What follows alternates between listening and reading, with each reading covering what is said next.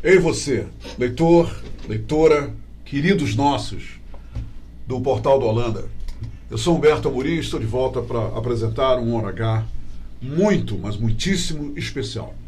Até porque vocês já notaram acerca dessa especialidade. Eu vou entrevistar a partir de agora, vou conversar, na verdade, bater um papo fraterno com o governador da cidade de Manaus, o nosso governador municipal, Arthur Virgílio Neto, que se predispôs e agora está aqui concretizando a sua presença para nós falarmos sobre Manaus, que é uma cidade que, sem dúvida alguma, merece o nosso amor. Quanto mais amor, melhor para Manaus. Isso aí é uma coisa que é indiscutível. E o prefeito vem conversar com a gente sobre a nossa cidade. Vem conversar sobre os seus planos, vem conversar sobre os seus projetos e principalmente, o que ele realmente está determinado em fazer em benefício à população de Manaus. Uma coisa é certa, e o prefeito sabe, a gente conversava aqui rapidamente antes da entrevista, existem muitos problemas, mas também, como ele me disse, as soluções estão aí também, Humberto. E é sobre isso que a gente vai focar, tá bom? Muito obrigado pela companhia de todos vocês desde já, são milhares de leitores e leitoras, e vamos lá conversar com o patrão da nossa cidade, que é o prefeito Arthur Virgílio Neto. Prefeito, primeiro, obrigado pela alegria que o senhor me permite mais uma vez entrevistá-lo depois de um tempão. Eu espero que a gente não passe tanto tempo sem conversar aqui diante de uma grande audiência. Seja bem-vindo, prefeito. O programa que você fazia numa TV, né? Na TV Amazonas. É isso. E eu era habituei lá. Era o Encontro com o Povo. Encontro com o Povo, é isso mesmo, prefeito. Dr. Felipe Dalvivo, né? E muito ativo, muito atencioso, como sempre. Mas é um prazer estar aqui. Eu gosto muito do Holanda, admiro muito o portal e a forma correta como o Holanda escreve. Eu sempre apreciei muito quem fala e escreve um bom português, né? E o Holanda é mestre nisso. Prefeito, o senhor é o prefeito em segundo mandato de uma das grandes capitais e de suma importância para o nosso país, a cidade de Manaus. Hoje, qual é a definição que o senhor faz da cidade que o senhor governa há quase 8 anos? Hoje em dia, nós temos o quê? Uma situação, devido a vários motivos, logicamente, que precisa de muito mais administração, ou uma situação que a gente pode pontificar certos problemas para tornar a qualidade de vida da população melhor? Olha, a gente não tem feito outra coisa a não ser melhorar a qualidade de vida das pessoas. Uma coisa é você estar fora e você diz o que você quiser. Quem está fora, quem não tem a responsabilidade de governar, fala o que quer e geralmente essas palavras se perdem no vento. A gente vai para realidades concretas. Eu vou sair daqui para inaugurar um reservatório do Jorge Teixeira que estende o abastecimento de água para mais 100 mil pessoas.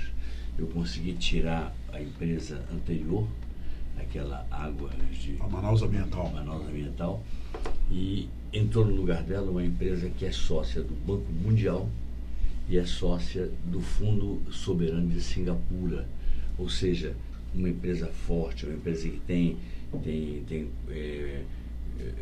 compromisso com compliance, é uma empresa que, enfim, de nível internacional e que quer se credenciar como empresa de esgotamento sanitário e de fornecimento de água em Manaus, como o maior exemplo para o Brasil.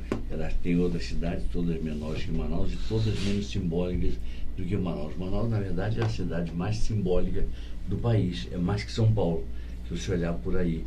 A indústria automobilística de São Paulo é muito importante, mas ela é menos importante que a indústria da Zona Franca de Manaus, porque o Brasil sofreria muito se perdesse a indústria automobilística. Mas o Brasil viveria sem a indústria automobilística.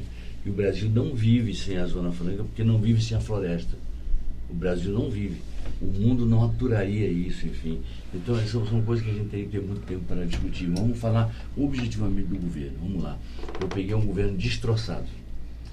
devia 347 milhões de reais. Eu fui sucessor do governador Amazonino Mendes. Devia 347 milhões de reais. Hoje não devo nada desse dinheiro. Nós temos hoje superávit. A minha ideia é deixar uma prefeitura sem dívidas, que essa questão fiscal me credencia ao respeito das entidades de crédito todas, das entidades de crédito internacionais e nacionais, BIRD, Banco Mundial, Banco Interamericano de Desenvolvimento, Agência Andina de Fomento, Banco do Brasil, BNDES, Caixa Econômica. Agora aparece o Santander nos oferecendo recursos com carência, com longo tempo para pagar, com juros baixos, oferecendo o capital que falta, sobretudo numa hora de crise como que o Brasil vive. E nós estamos aí nos preparando para encher de obras este verão, e ontem começamos aquela coisa mitológica, né, que ninguém acreditava que alguém fizesse. Começamos ontem, eu, o Coronel Menezes, começamos a fazer o recapeamento, a revitalização, a reconstrução praticamente do viário, da paisagem urbanística do Distrito Industrial de Manaus. Vocês já determinaram, inclusive, prefeito, um prazo para terminar essa obra mitológica que o senhor acaba de dizer? Porque finalmente, né? É algo que todo mundo contava com isso. Existe um prazo para começar e terminar, prefeito? A licitação foi feita assim, como aliás nós estamos fazendo, para evitar o chamado pirangueiro, aquele camarada que entra com o preço lá embaixo, por isso ele quer levar, para depois ficar chateando, pedindo reajuste. Enfim, a gente tem uma comissão de ética. Quando a pessoa abusa, a gente manda para a comissão de ética, fica 2 anos, 3 anos sem poder participar de licitação, e isso é prejuízo, eles acabam se endireitando. Enfim, nós fizemos uma exigência muito grande. Teria que ter um acervo grande, teria que ter muita prática, teria que ter, digamos, X quilômetros de drenagens, teria que ter mais isso, mais aquilo, enfim, e muitas obras feitas. Por exemplo, estamos fazendo o viaduto da Constantino Nery. Vamos fazer, não é viaduto, aqui é um anel viário, na verdade. Sim. É mais do que o viaduto. O viaduto faz isso e isso e engarrafa de novo. É um anel viário. Nós vamos fazer uma obra que também ninguém achava que que alguém pudesse ousar fazer. A do Manoa, a mesma coisa, enfim. Tudo isso graças ao crédito que a gente desfruta. Isso é uma mudança de qualidade em Manaus. Prefeito, o senhor não vai poder ser reeleito. Não. Já foi reeleito, né? Quer dizer, o senhor tem até dezembro do ano que vem para entregar ao governo. O senhor acredita que a maior parte dessas obras o senhor entrega para a população? Quer dizer, o seu governo vai entregar para a população? Eu vou entregar todas essas obras. São 200 e tantas obras que nós vamos fazer neste verão, e fora as que vamos fazer no outro ano. Nós vamos entregar todas as obras de escola. Serão 11 conjuntos financiados pelo BID com contrapartida nossa. Nossa contrapartida são 7 creches, serão 11 escolas de educação infantil, 11 escolas de educação fundamental, juntas, né? Então nós temos já os terrenos todos plotados, já iniciamos 5 delas, estamos avançando em 5 delas, a gente vai entregar todo o conjunto delas. E o que eu determinei ao pessoal? Eu digo, olha, não vamos planejar nenhuma obra que eu não termine no meu prazo de governo. Isso é ponto pacífico, prefeito? Ponto pacífico. Senão, começa aquela história, deixou a obra inacabada, deixou não sei o quê. Por mais que você deixasse o dinheiro no caixa, começaria aquela história, a política adora fofoca, né? E até aquele outro perigo, quando acabar o seu mandato, o camarada que assumir diz, não, isso é coisa do Arthur, não vou mexer nisso, e abandonar o que ficou inacabado. É uma mentalidade ruim. Quando tem também o outro tipo, tem o espertalhão, aquele que você deixou 93% da obra pronta, aí o espertalhão faz 7% e diz... Aí inaugura e diz a minha obra, olha o que eu fiz. Não sabe como foi para arranjar o dinheiro, não sabe como foi para reconstruir Manaus institucionalmente, como foi para construir uma cidade que não tinha crédito nenhum, os bancos viravam as costas para nós. Enfim, então isso aí é uma obra. Manaus hoje é talvez a capital mais sólida do ponto de vista fiscal, do ponto de vista das contas públicas do país. Tem uma obra que não é obra tipo assim, essa madeira, essa parede, não tem concreto, não tem nada, mas a nossa Previdência é a única Previdência do país que é independente. Eu não mando na Previdência. A Previdência tem uma presidente com um mandato de 4 anos, prorrogáveis esses 4 anos por mais 4, e eu duvido que algum prefeito recue dessa conquista, porque é ruim você ter um prefeito metendo o bedelho ali e recomendando um amigo para fazer um investimento, aí o amigo ganha um dinheirinho e não dá a garantia da reserva para a aposentadoria dos que vão se aposentar, dos que já se aposentaram, dos que têm que receber os seus proventos vindos como é que se diz, pensões, os pensionistas, enfim. Então, o que eu resolvi? Eu tinha um projeto como senador que era fazer o Banco Central autônomo. Quando eu saí de lá, estraçalharam o projeto. Ele funcionou como banco autônomo durante os 8 anos do presidente Fernando Henrique e os 8 anos do presidente Lula. Isso é verdade, a gente deve reconhecer. Mas ele não reconheceu na letra da lei. Uhum. Tanto que veio a presidente Dilma com ideias próprias, enfim, junto com o ministro Mantega, que fizeram uma tolice terrível, e nós vimos a crise que se desencadeou a partir daí. Então, eu tinha esse sonho, esfacelaram o meu projeto, parece que agora vão fazer outra vez, vai ser um grande avanço civilizatório para o Brasil, vai ser um grande impulso para o próprio crescimento. Agora, eu digo, eu tenho a minha Previdência. Previdência tinha 260 milhões de reais de investimentos em fundos podres, 200 milhões de reais de investimentos em fundos mais ou menos. Os primeiros davam um prejuízo geral. Os segundos ficavam ali, aquele aluno nota 5, sabe aquela coisa? Nós hoje temos em fundos podres ainda 83 milhões, porque fomos lutando com outras previdências do país, fomos lutando para trocar direções de fundos ruins por pessoas melhores, enfim, por fundos melhores, e também nós fomos crescendo nos investimentos bons. Então nós temos hoje cerca de 1 bilhão, B de bola, 1 bilhão e 30 milhões em fundos bons, que dão uma rentabilidade fora do comum, uma boa rentabilidade além da inflação, obviamente, e nós temos a independência da entidade, ou seja, significa o seguinte: aqui não tem político, aqui não tem pedido, aqui não adianta pedir. Nem solução de continuidade. Aqui não, e o mandato da presidente atual, a doutora Daniela Benayon, ele vai...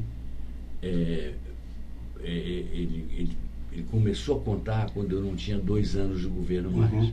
Então ele vai mais de 2 anos do outro governo. Entendi.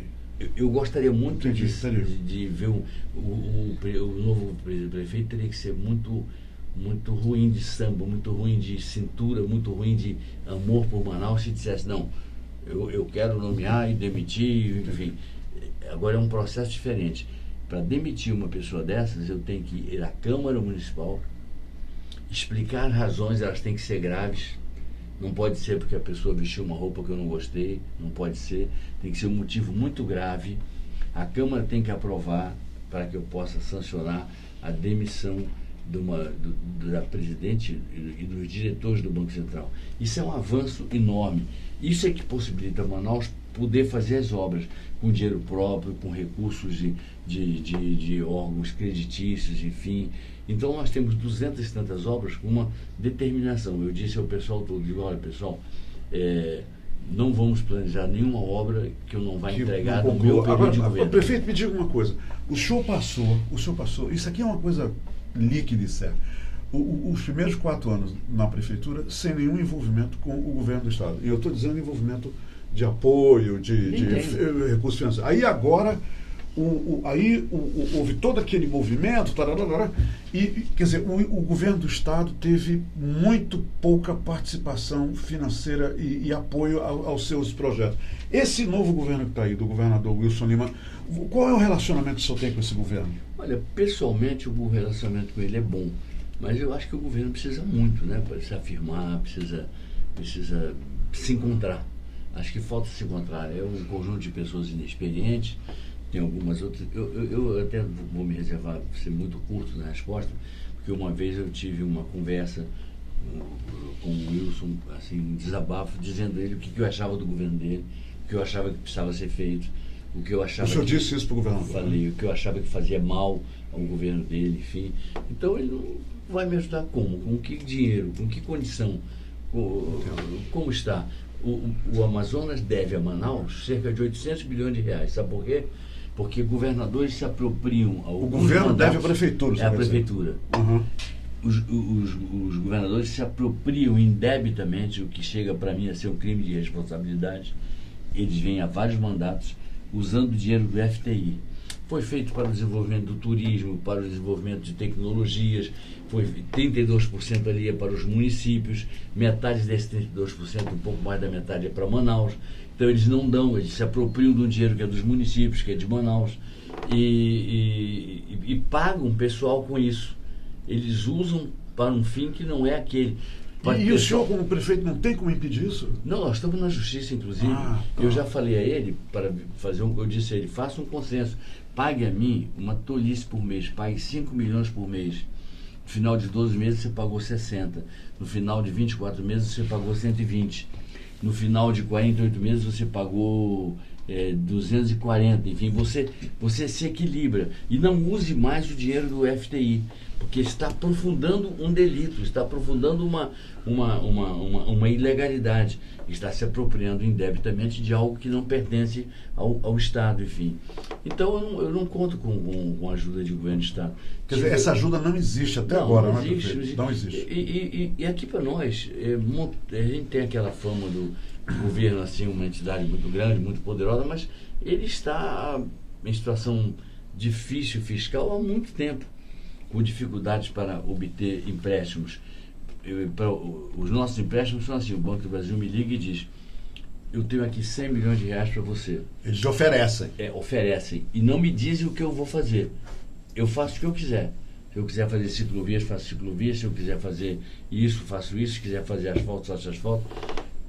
O plano montado pelo economista Mansueto Almeida, que é um dos braços direitos do ministro Guedes, é um plano de socorrer os governos do Estado. Ele tem 10 bilhões de reais para socorrer os governos do Estado que estão na situação do Amazonas. Tem 3 que estão piores: Rio de Janeiro, Minas e Rio Grande do Sul. E tem outros que estão nessa situação, a maioria está nessa situação do Amazonas, assim, uma situação complicada, enfim, que vive as turras, não consegue resolver os seus problemas, está aí o negócio dos professores. Você entende? Eu não estou vendo força do governo do Estado, que já foi tão forte, para ajudar uma cidade que se tornou uma cidade independente, que superou toda aquela crise dos 30 meses de recessão, não atrasou o pessoal, não atrasou a database, não atrasou o 13º salário, teve saldo para fazer obras, teve que priorizar na hora daquela crise mais braba, teve que priorizar as obras fundamentais, mas nunca parou de fazer obras. A cidade funcionou o tempo inteiro. E isso aí é um grande ganho. Quando a gente fala assim, ajuste fiscal, parece um assunto chato para o telespectador, para quem está nos ouvindo, para quem está nos vendo, mas não é. É daí que deriva a confiança dos bancos na gente, é daí que deriva o fato de que a gente tem as portas todas abertas, é daí que deriva o fato de que a gente pode se planejar, que a gente pode fazer... Não está com o nome sujo, né, prefeito? Não está, exatamente. Não está com o nome sujo. Exatamente, é mais ou menos isso. Você vai lá no Serasa e você constata que o nome prefeito, do está limpo.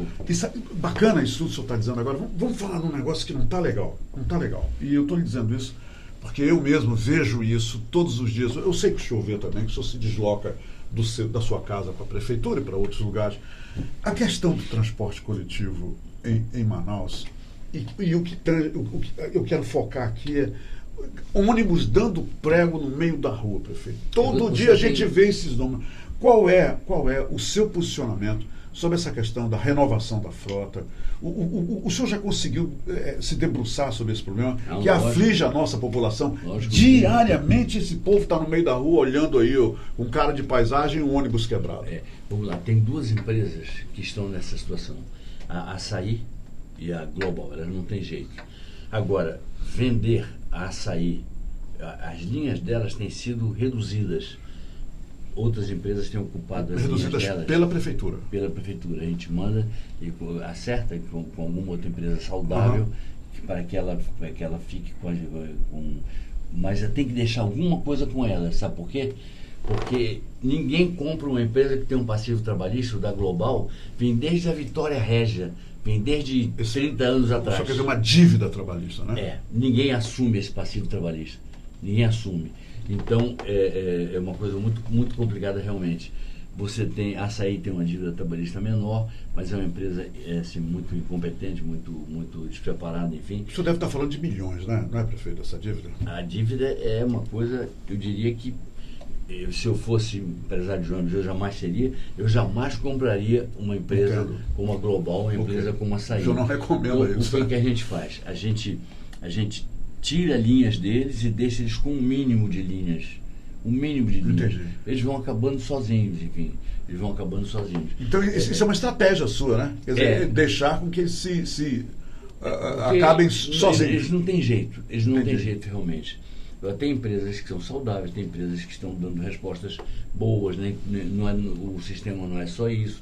Nós estamos estudando acabar com a superposição de linhas, nós estamos estudando ampliar as faixas exclusivas. Tudo isso reduz os custos do sistema. O sistema não é um sistema saudável, porque ele tinha, além dele ser mal gerido, e nós temos dado muito palpite na gerência das empresas, nós estamos lá dentro procurando gerir, não só junto com eles, às vezes até por eles, o sistema. Nós temos, eu vou lhe dar aqui um exemplo, fizemos uma auditoria, e a auditoria mostrou que uma empresa dessas pagava para um executivo R$40 mil. Eu disse, poxa, vocês estão numa situação difícil. O executivo da empresa, o diretor da empresa ganha R$40 mil. Vocês pagavam para o executivo, não é nem dono da empresa, era um executivo. Sim. R$40 mil por mês. Vocês não podem fazer uma coisa dessa. Vocês estão agindo errado. Tem gorduras ali que têm sido cortadas para que eles possam sobreviver, junto com algumas coisas que nós temos na cabeça. Temos vontade de juntar os sistemas, juntar os alternativos, o número X de alternativos, juntar ao sistema como alimentadores. Tem, por incrível que pareça, tem dinheiro em cooperativa para os donos de alternativos se juntarem numa cooperativa deles e entrarem para o sistema, cobrindo, por exemplo, essas linhas da Global, essas linhas da Açaí, enfim. E isso já fui ver, já chequei, tem dinheiro para eles colocarem, por exemplo, 300 ônibus novos, que era a promessa que eles tinham feito para mim. Enfim, é uma tradição assim. A crise começou muito gravemente quando o prefeito Amazonino Mendes exigiu que os empresários comprassem, eles estavam saudáveis, que eles comprassem 900 ônibus novos. Eles compraram 900 ônibus novos. Primeiro, não se compra tanto ônibus de uma vez assim, porque eles envelhecem todos juntos. Tem que comprar 100, 150, 200, sim.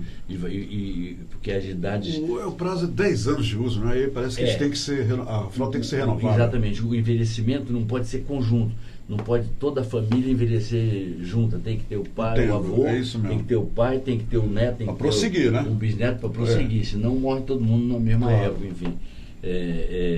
Então, inclusive aqueles ônibus articulados, eles foram financiados pelo HSBC, holandês, com toda a carroceria, com todo o motor Volvo, né, sueco. Então isso aí deu um problema diplomático para o Brasil. Problema diplomático. Eu tenho respondido por isso, eu tenho dialogado com a embaixada sueca, tenho dialogado com o Itamaraty sobre isso, porque deu um problema diplomático, porque simplesmente a coisa foi tão irresponsável, foi tão imprevidente, que eles fizeram os empréstimos com o dólar a 2,10, sem fazer o chamado hedge. Hedge, em linguagem traduzindo da economia para a nossa linguagem habitual, o hedge é a proteção. Ou seja, eu faço um negócio, aí eu digo 2,10, Então, se o dólar for para 4, continua 2,10 a prestação do ônibus. Se o dólar for para 20, continua 2,10. E isso não foi feito, né, prefeito? Não foi feito. Uma irresponsabilidade enorme. Falta de conhecimento básico de economia do ponto de vista de quem governava o Estado e falta de conhecimento dos próprios empresários que com certeza não estavam acostumados a fazer esse tipo de operação. Então, resultado, eu disse ao embaixador e disse ao pessoal do HSBC, vocês foram gananciosos, vocês de certa forma poderiam ser acusados de má fé, vocês foram gananciosos, vocês poderiam ter sugerido hedge, vocês como bons banqueiros, sim, como bons negociantes, vocês poderiam ter dito assim, olha, vocês podem fazer essa operação com ou sem a proteção. Ou seja, se o dólar é 2,10, proteção, vai ficar 2,10 até o final. Era fácil de pagar, mais tranquilo de pagar. Agora, com o dólar como está, ultrapassando 4, fica... o negócio tá bravo. Foi uma coisa mal feita, uma coisa muito mal feita. Ou seja, eu não peguei um sistema bom. O que eu tenho feito é o possível para equilibrá-lo. Para fazer com que ele está administrando isso, né? Administrando uma situação que é o ponto fraco do meu governo. Prefeito, o senhor, dia 26 de maio agora, vai haver uma grande movimentação em todo o Brasil a favor de apoio ao governo Bolsonaro. E o senhor esteve em Brasília falando com o ministro Santos Cruz e com o ministro Sérgio Moro. Eu gostaria de duas coisas. Qual é o seu sentimento em relação ao governo Bolsonaro depois de 100 dias de governo aí, e também o que o senhor conversou com o Santos Cruz e com o ministro Sérgio Moro em relação a Manaus? Eu conversei muito sobre essa questão da segurança aqui, porque não é uma coisa para resolver fazendo uma blitz, aquela coisa que prende 3 mil quilos. O senhor está falando de segurança pública agora, né? Prende 3 mil quilos de cocaína, mas passou para o outro lado 40 mil, enfim. Esse chove não molha, que no fundo está mostrando um Estado que está a cada dia mais dominado pelo crime organizado, a cada dia está mais acuado pelo crime organizado, com prejuízos graves para a cidade que eu governo e para os 2.200.000 habitantes que eu governo, que eu dirijo, enfim. Então, conversei muito com eles sobre isso e há uma preocupação nacional. Qual foi o seu pleito para eles? O pleito é que se trabalhe muito o serviço de inteligência do país para nós podermos dar combate a isso, para nós não perdermos o controle, as rédeas do Estado para o crime organizado. E a situação não está boa, né? Não está boa. Em termos de crime organizado em Manaus, o negócio está preocupante. A gente quase que tem um Estado dentro do Estado. Eu já disse ao governador que nós tínhamos que tirar não pode ficar aquela invasão da Cidade das Luzes. Já tem uma filial, Cidade das Luzes 2. Aquilo ali é o tráfico querendo a beira do rio. Entendi. Para os barquinhos saírem. Embarque e desembarque. Isso, e ali tem o pobrezinho da invasão, como sempre tem, toda invasão tem o pobrezinho, tem o espertalhão, que depois toma a terra do pobrezinho e fica com ela para fazer especulação imobiliária. É sempre assim, mas agora tem uma terceira figura nas invasões, que é o tráfico de drogas. É uma coisa terrível. Então, todo esse assunto que é de uma pauta nacional, é de uma pauta nossa, nós temos que olhar isso com calma.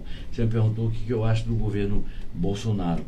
Eu acho que o governo Bolsonaro tem falhado em vários aspectos. Ele próprio precisaria, eu tenho dito isso a amigos íntimos dele, eu não sou do quanto pior melhor.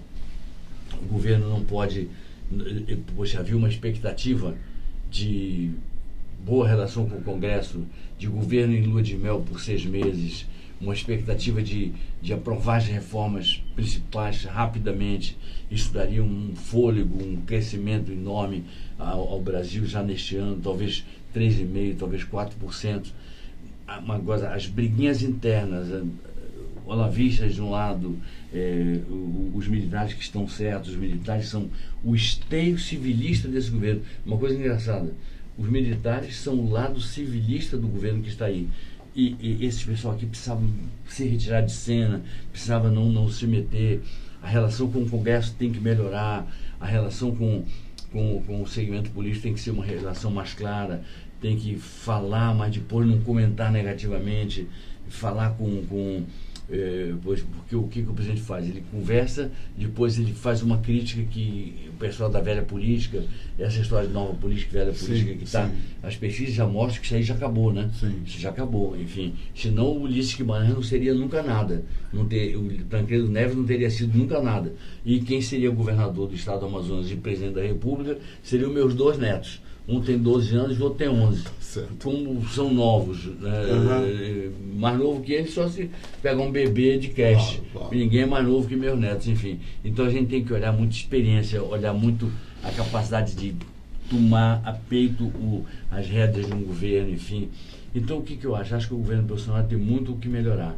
Ele tem uma equipe econômica muito boa, ele tem uma equipe de militares que ele nomeou, não por serem militares, mas pessoas do calibre, assim, é difícil dizer do calibre do general Vilas Boas, que é um homem excepcional, um dos maiores brasileiros do seu tempo, mas tem militares como o general Augusto Heleno, como o general Teófilo, como o general Santos Cruz, são pessoas extraordinárias, que dão um grande equilíbrio ao governo. O governo depende muito deles. Acho que o governo Bolsonaro precisaria, assim, falar menos e fazer mais. Agir mais, né? Agir mais, agir com sobriedade, ou seja, avançar e não recuar. Avançar no terreno e não recuar. O que é que eu quero dizer com isso?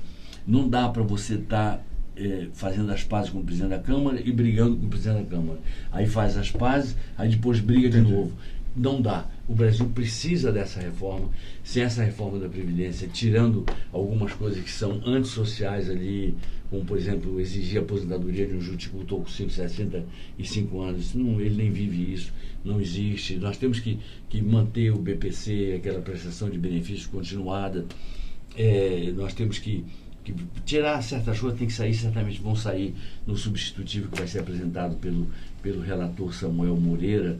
Vai ser, nós vamos ver isso, mas que saia uma reforma tributária substancial, que resolva a questão fiscal do governo, para que o governo possa pensar em planejamento, pensar na segunda reforma. Tem muitas reformas micro que o governo não faz. Eu vou te dar um exemplo. O programa de privatizações que o ministro Guedes falou, ele precisa fazer. Nós temos 145, mais ou menos, 145 estatais. Dessas aí, 50% a 60% delas estão prontas para serem privatizadas ontem. É dinheiro que deixa de investir, sejam, né, prefeito? E dinheiro que entra. Tem umas outras tantas que estão precisando ser ajeitadas para serem privatizadas, ganharem valor de mercado. Tem algumas que não adianta, ela não tem salvação, tem que fechar, simplesmente fechar. E tem uma ou outra, umas raríssimas, que são de efetiva segurança nacional. Ninguém vai fazer nada com a eletronuclear. Não. Eletronuclear, você não vai entregar energia nuclear para empresário, enfim. Então você tem algumas poucas que devem ser mantidas estatais, como qualquer país desenvolvido do mundo tem as suas estatais. Mas olha o dinheiro que nós estamos perdendo, o que a gente ganharia parando de investir no que não dá lucro, o que entraria através dos leilões, enfim. Então tem muitas coisas que poderiam ser feitas pelo governo para nós sairmos dessa situação, que é uma situação bastante medíocre, de nós termos um crescimento que deveria ser de 4% e que agora está sendo cogitado 1,4%, né? 1,4%, 1,5%, com tendência de baixo. Prefeito, infelizmente o nosso tempo acabou e eu quero lhe agradecer por o senhor ter vindo aqui, mas quero lhe dar um recado do Holanda. O Holanda me disse o seguinte, que tem saudades de vê-lo no Senado. Ele disse, Roberto, pode dizer para ele que ele foi um dos mais brilhantes senadores que nós já tivemos e que ele continua alimentando esse sonho de vê-lo no Senado. Ele já me disse isso, viu? Muito obrigado. Muito obrigado. Eu agradeço muito a Holanda, a você, ao pessoal da TEC, ao nosso amigo tão querido. Obrigado, prefeito. E agradeço muito a você, Humberto. É um prazer te ver sempre, aqui ou fora daqui. Bora ver se a gente não passa tanto tempo sem falar assim, né? É só me chamar. E sexta-feira, eu já falei pro Eric Gamboa, que tem o jazz lá na Adega Grande. Eu ia vê-lo lá. Obrigado. Depois das 17h30. Hoje, quer dizer, nessa sexta-feira agora, depois de amanhã. Nesta sexta, depois de amanhã, se Deus quiser. Obrigado, prefeito. Muito obrigado, felicidade. Muito obrigado a vocês pela paciência e pela audiência. Muito Conte com a gente aqui no Portal do Holanda. Sempre. Muito obrigado. Conte. Obrigado. Ok, minha gente? Por hoje é só. Muito obrigado pela companhia, por ter prestigiado este encontro tão especial com o prefeito de Manaus, Arthur Virgílio Neto. Até a próxima. Se quero te amar e te amar, e te amar muitos anos, cuida bem de mim.